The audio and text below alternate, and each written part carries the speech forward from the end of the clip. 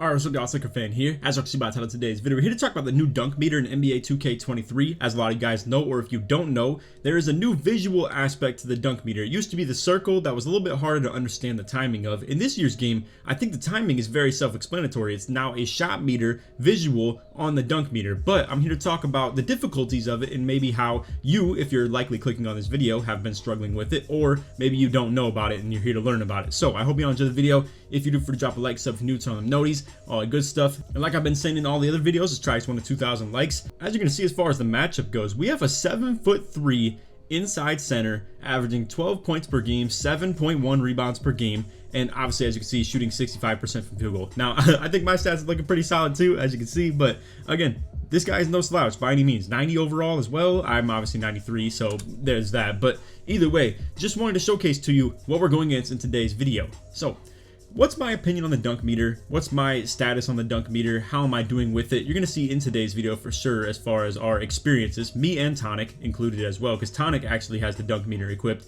and you're going to see he has his contact dunks on as well. You're going to see I go for that contact lob right there. Zeke throws it, and I gotta say, these actually, I'm not gonna lie, they go pretty at a decent rate, where if this second defender wasn't in the way, as you can see, it probably was a 7'3" that kicked me out of this, because as you can see, it's putting the smaller guy into the animation. But on the small guard, I 100% would have been able to get that contact dunk alley-oop right there, and they work in this year's game 100%.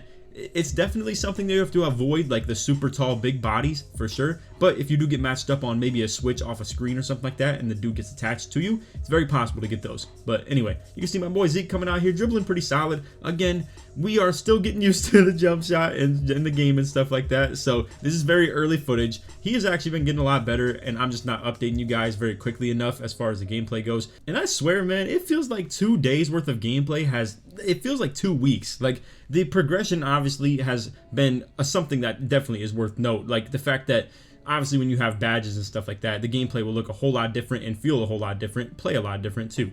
But I just want to say, I've probably recorded, as in like I've decided to hit the record button and like, yes, I think that gameplay is good enough to be recorded 30 times so far. And I only want to bring you guys the best gameplay with the best titles, the best footage, stuff like that, the best talking points. And this is one of them. But again, there's a lot of gameplay that I'm not showing from Zeke that he's been playing very well. You're going to see, boom, we pulled a chair on this dude instantly. This 7'3" was getting thrashed around this game. And again, y'all seen the stats on him. He was averaging like well over the amount of points per game that I was. And obviously is 7'3" tall. Like, he's super tall and super capable of an interior defender. And you're gonna see we are, like, me and Tonic are going crazy in this game with the dunk meter.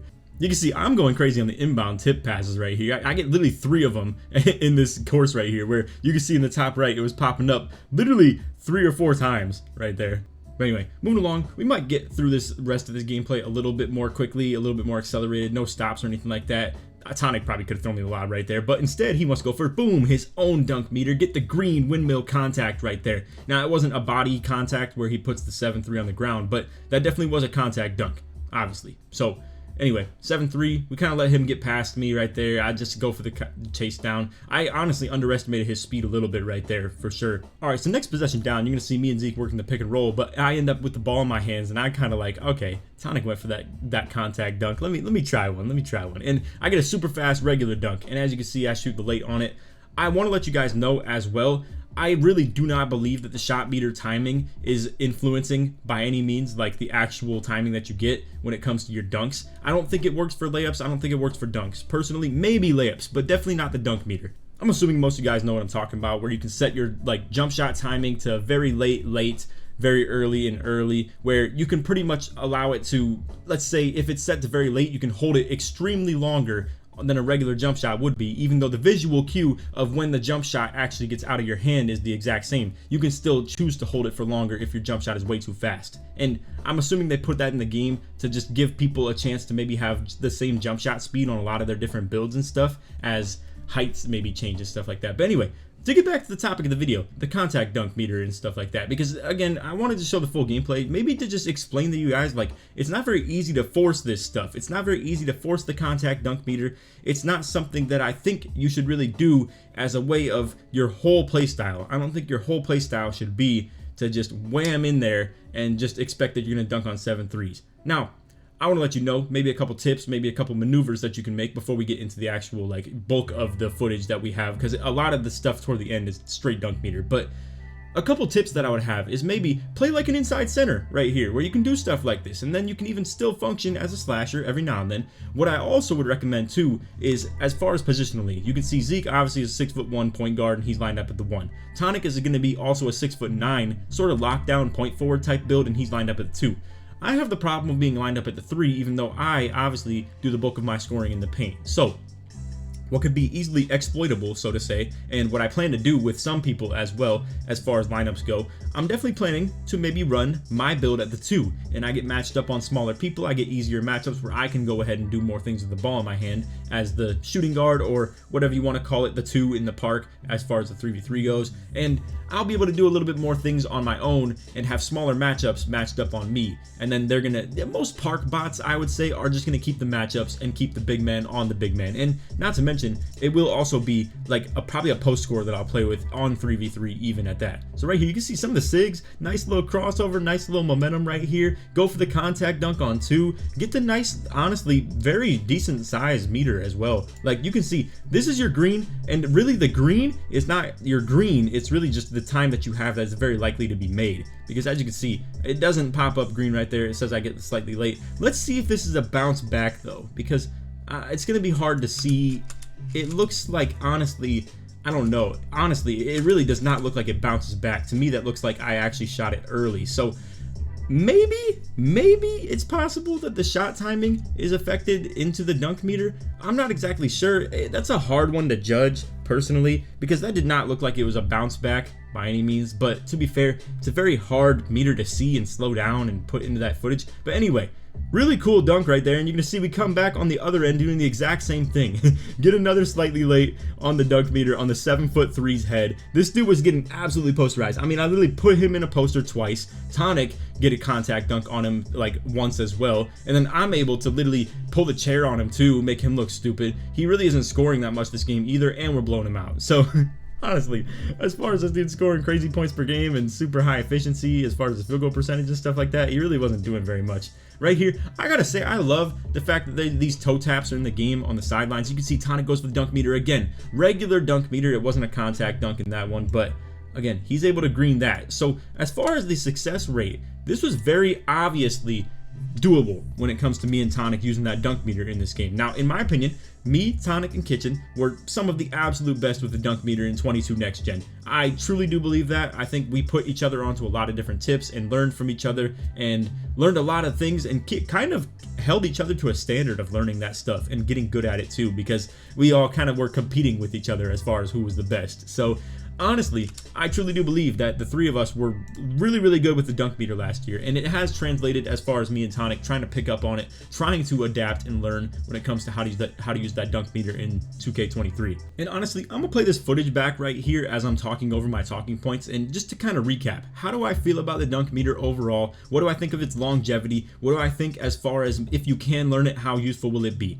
Personally, like I said, I really do think the tip is definitely do not go at 7-3s like we did in this game. I think we just got in our bag as far as like being able to use it, because truthfully, I don't think this is a high success rate. I don't think like going at 7-3s like this is going to be very reliable, and that's very hard to time. Like the hit right there is just really tough. I do apologize for this popping up so much too with the whole recording. I obviously have to get my mixtape clips somehow, you know what I'm saying? But anyway, this is a very tough timing, obviously, and this looks ridiculous too, like a 7'3", 8'1" wingspan inside center. If he's inside, that means his defense is probably legit too, because he doesn't have anything in the shooting, and as you guys saw, like he has 0 3-point percentage. So either he ain't hitting or he hasn't upgraded his 3 yet, or he just is a truly inside, like I said, and has really good defense. And likely you're going to run into people who have great interior D, great block rating, super long wingspan, super tall, and great rim protecting badges and stuff like that too. So the chances are this is not a super efficient take. So what do I recommend?